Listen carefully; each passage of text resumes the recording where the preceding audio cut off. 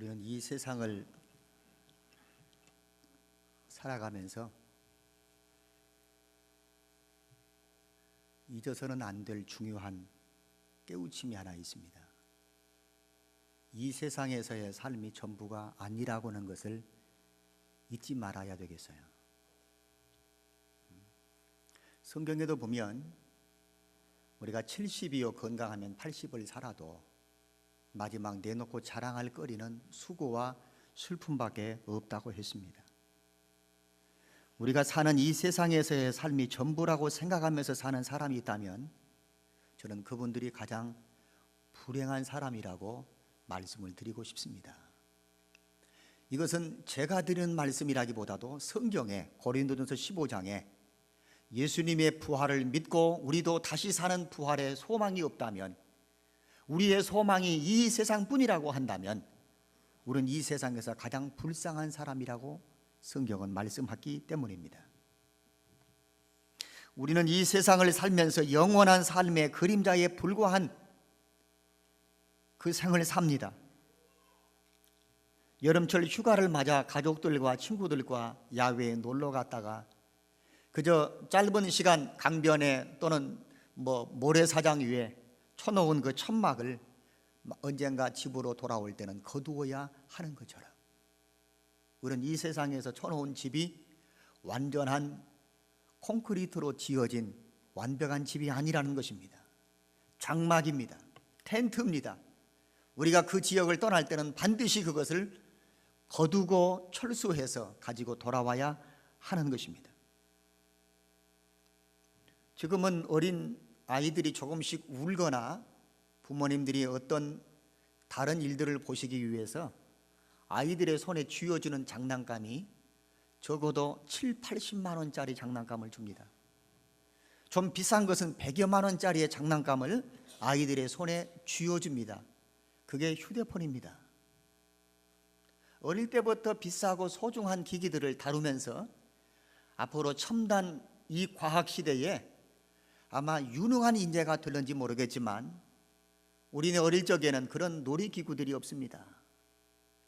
그저 학교를 갔다 오면 몇몇이서 마음에 맞는 아이들끼리 밖에 나가 땅을 판판한 곳을 찾아가지고 사금파리 같은 것이나 그때 이런 이 바둑 알이 있으면 정말 최고입니다. 인기가 납작한 돌멩이나 사금파리 같은 거 이걸 가지고 높게 금을 그어놓고 내가 이쪽 상대가 저쪽에 그래서 땅에다 놓고 손으로 쭉 밀어서 거기까지 가면 줄을 긋고 그 다음에 또 이렇게 그어서 내 영역을 넓혀갑니다. 땅 따먹기를 합니다. 코가 나오면 코를 닦고 여름철은 땀을 쫙 흘리는데 이게 머리서부터 얼굴부터 꾀대대한 저 때국물이 흘러가지고 옷으로 닦고 그리고 손으로 흙 묻은 걸 다시 범벅을 만들고 가관입니다. 그래서 땅을 많이 땄습니다. 해가 뉘엿거리는데도 학교 갔다 와서 가방 던져놓은 아들놈이 집에 들어와 밥 먹을 생각을 안 합니다. 그러면 우리 어머님이 부엌에서 부지깽이를 들고 불을 떼다가 부지깽이를 들고 나옵니다. 은서가 은서가 어디서 많이 들어본 소리예요. 우리 어머니 고함 소리입니다. 은서가 은서가 밥 안 먹냐? 조금 늦게 오면 그 부지깽이로 엉덩이가 불이 날 정도로 이제 맞으니까 친구들하고 그만 놀고 우리 집에 가자. 학교 갔다 와서 뭐 보충 수업이 있습니까? 학원이 있습니까? 그저 그냥 다녀와서 해가 있는 때부터 해가 질 무렵까지 했으니 몇 시간 동안 땅을 땄습니다. 내 땅입니다. 그런데 마지막 끝나고 어머니의 부름 앞에 집에 돌아갈 때는 땀 찍찍 흘리며 떼꼬작물을 흘렸던 그 수고는 아랑곳 없습니다. 고무신으로 그 넓은 영역들을 다 문대버립니다. 그리고 내일 보자, 내일 만나, 그리고 갑니다.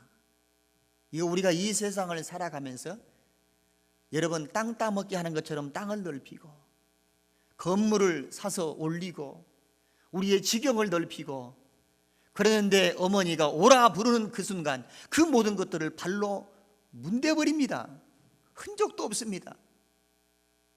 그래서 집으로 가듯이 우리 내 인생이 70을 살고 80을 살면서 높여놓은 것, 넓혀놓은 것, 크게 따놓았던 것 주님께서 오라 하시면, 땅 위에 수고를 그치고 오라 하시면 우리는 이 땅의 것 아무것도 가지고 갈 수 없다는 것을 알기에 그 모든 것들을 발로 문대버린 것처럼 아버지 앞에 우리는 서야 합니다.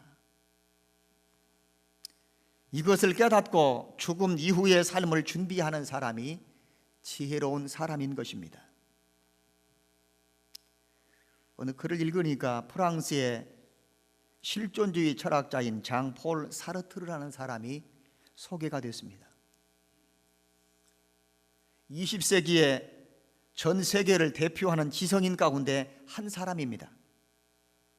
그는 신의 존재를 인정하지 않은 무신론자이면서도 이 땅에 살아가면서 살아있는 그 자체가 곧 우리의 존재라고 하는 실존주의자이기 때문에 기독교에 대한 매우 부정적이고 비판적인 사람이었습니다.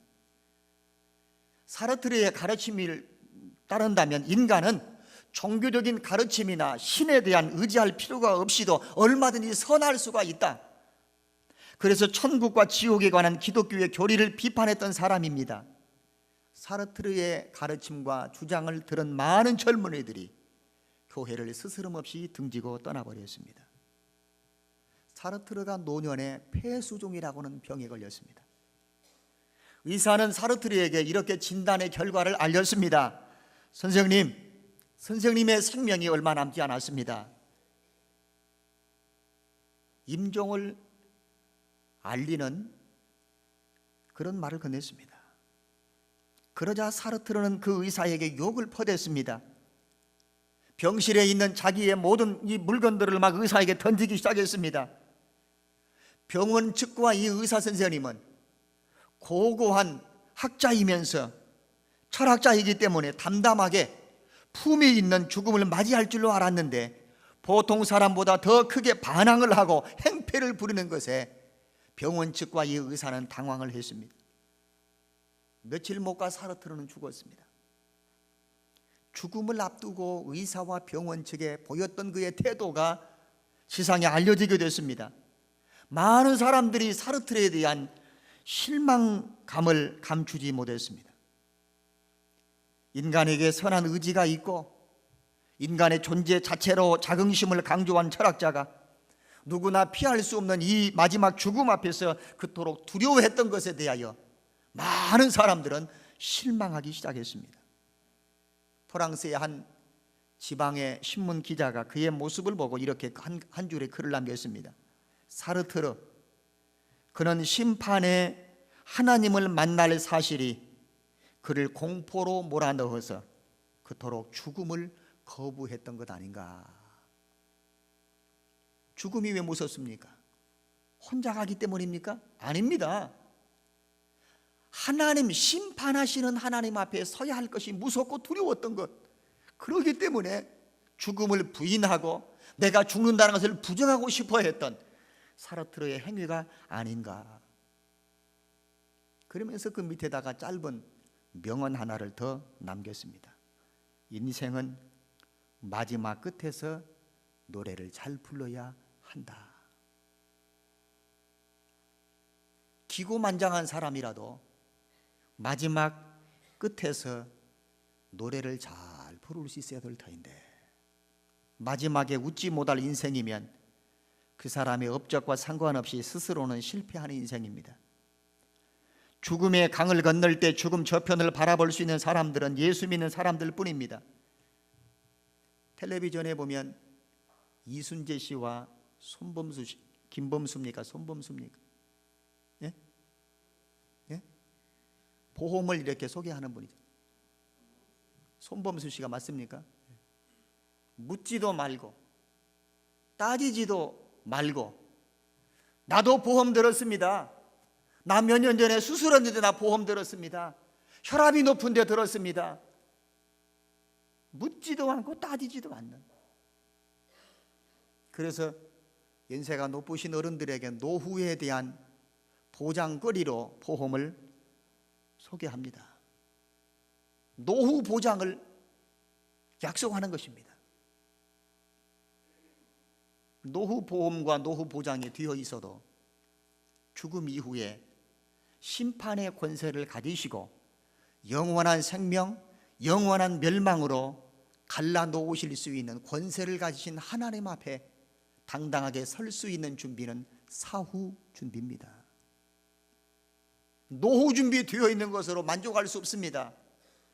나 이래봬도 나이 들고 60몇 세 되면 연금을 받는데 그 정도 가지면 내 노후는 편안하고 안전할 것이라고 노후가 보장되어 있는 것으로 족하게 생각지 말고 다 죽으면 자식놈들이 땅 한 평 잘 묻어주겠지, 묘지 걱정하지 마시고 사후 준비가 되어 있느냐 그 말이에요.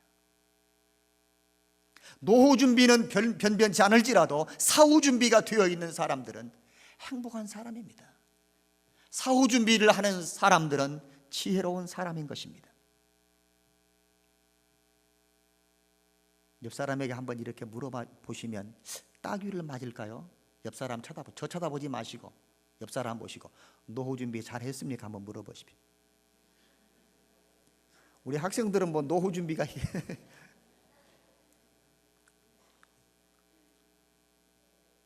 뭐라고 대답하십니까? 말로 해야 알아. 뭐 웃음으로 다 노후 준비가 웬만큼 되어 있다 그 말이에요. 노후 준비.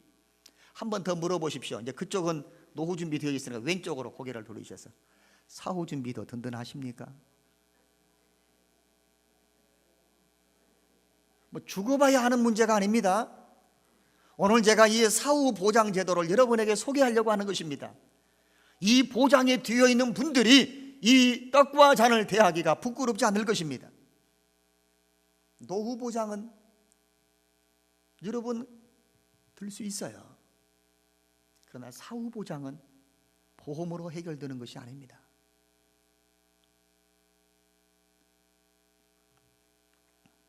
사후 보장이 되어 있는 사람들은 영원한 생명을 얻는 천국의 소망과 천국의 시민권을 가진 성도들입니다. 오늘 우리가 함께 읽었던 성경에는 세 가지 측면에서 인자의 살을 먹고 인자의 피를 마시는 사람에 대해서 소개를 했습니다.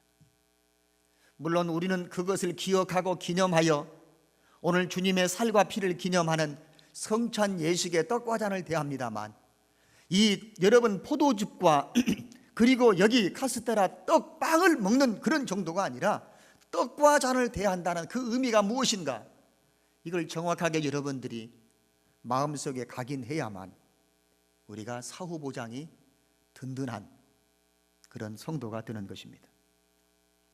인자의 살을 먹고 인자의 피를 마신 사람만이 영생을 소유할 수가 있습니다. 51절 말씀, 나는 하늘로서 내려온 산떡이다. 사람이 이 떡을 먹으면 영생하리라. 하늘로서 내려오신 산떡이신 예수님, 이 떡을 먹으면 너희는 뭐하리라? 영생하리라. 내가 줄 떡은 세상의 생명을 위한 내 살이로라 하시니라. 53절에도 그 말씀을 했습니다. 너희가 인자의 살을 먹지 않고 피를 마시지 않으면 너희 속에 생명이 없다고 했습니다. 이 생명은 영원한 생명입니다.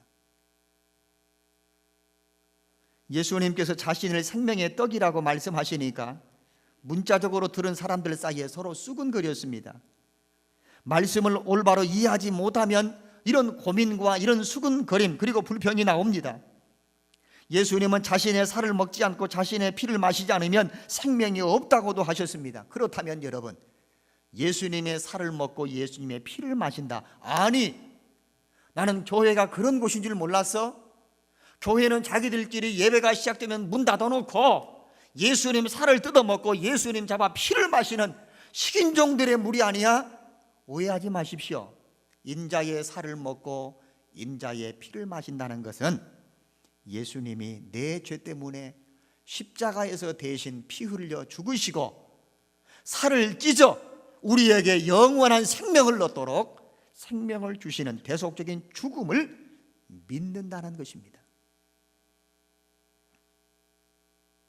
예수님 생명의 떡으로 오셨는데 그 떡을 먹고 예수님의 피를 마신다는 것은 예수님이 내 죄 때문에 십자가에서 피 흘려 죽으시고 자기의 몸을 찢어 우리에게 영원한 생명을 얻도록 대속적인 죽음을 죽으셨다는 사실을 마음으로 믿고 입으로 시인하고 고백하는, 그것이 인자의 살을 먹고 인자의 피를 마신 사람인 것입니다. 그분들이 누리는 축복이 뭡니까? 생명을 얻습니다. 영생을 얻는 것입니다. 예수님이 십자가에서 흘리신 피는 우리가 흘려야 할 피였습니다. 예수님이 우리 대신 십자가에서 죽으심으로 우리에게 영생을 주셨습니다. 예수님의 살을 먹고 예수님의 피를 마신다는 것은 예수님 십자가에서 대신 죽으신 것을 믿고 예수님을 나의 구세주로 믿고 영접하는 것을 말합니다. 예수 믿고 영접한 사람들이 오늘 여기 떡과 잔을 기념하여 먹을 수 있는 것입니다. 이 믿음이 없는 사람은 먹을 수가 없습니다. 예수 믿고 영접한 사람들은 첫째, 하나님께서 죄를 용서해 주십니다. 영원한 지옥 형벌에서 벗어나게 됩니다.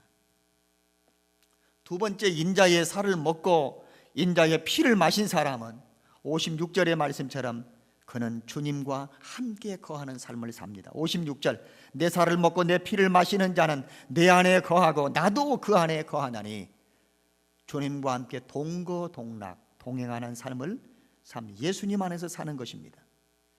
살과 피를 먹고 마신 사람이 누구라고 했어요? 예수님의 죽음을 믿는 사람입니다. 그리고 예수님을 나의 구주로 믿고 영접한 사람들입니다. 이스라엘 백성들은 하늘에서 내린 음식 만나를 40년 동안 먹었지만 돌아서면 또 배가 고팠습니다. 그래서 그 다음에 또다시 양식을 먹었습니다. 하지만 하늘에서 내려온 참떡이신 예수님을 믿고 예수님을 먹고 마신 사람은 영원히 배고프지 않을 것이라고 말씀하셨습니다. 우리가 예수님을 우리 죄에서 구원하시려고 십자가에 죽으시고 사흘 만에 다시 살아나셨다는 사실들을 마음으로 믿고 영접했다는 것은 머리로만 알아 고개를 끄덕이는 것이 아닙니다. 그것은 예수님과 함께 죄에 대해서 죽었고 예수님과 함께 부활하는 신비한 사건으로 우리가 경험을 해야 할 것입니다.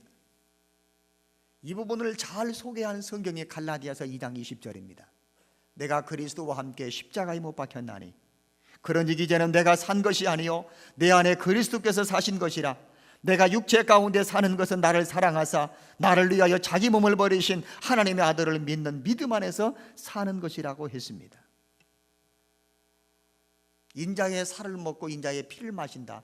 예수 믿고 예수 영접했다. 하나님의 자녀가 되었다. 천국의 소망을 가지고 영원한 생명을 얻은 우리들은 땅에서도 주님 모시고 함께 동행하지만 우리가 주님 나라에서 주님과 영원히 사는 영생의 복락을 누리는 축복을 받을 사람들입니다. 마지막 세 번째 54절입니다. 인자의 살을 먹고 인자의 피를 마신 사람은 마지막 날에 부활합니다. 다시 사는 것입니다. 54절의 말씀 여러분 다 같이 한번 다시 읽어볼까요? 다 같이입니다.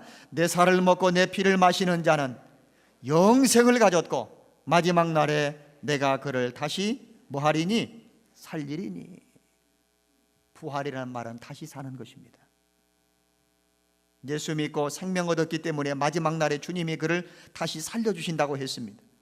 세상의 심판의 권세를 가지고 오실 때 예수 믿는 사람들은 모두 부활의 영광에 참여할 것입니다.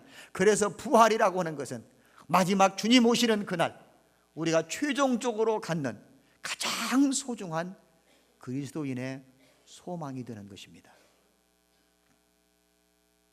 부활을 소망하고 신앙생활하던 성도들이 예수 믿지 못하도록 방해하고 핍박을 받고 심지어는 우리의 목숨을 위협하는 일이 온다 할지라도 끝까지 그들은 믿음의 길을 놓치지 않고 그 길을 포기하지 않았던 순교자들이 참 많습니다.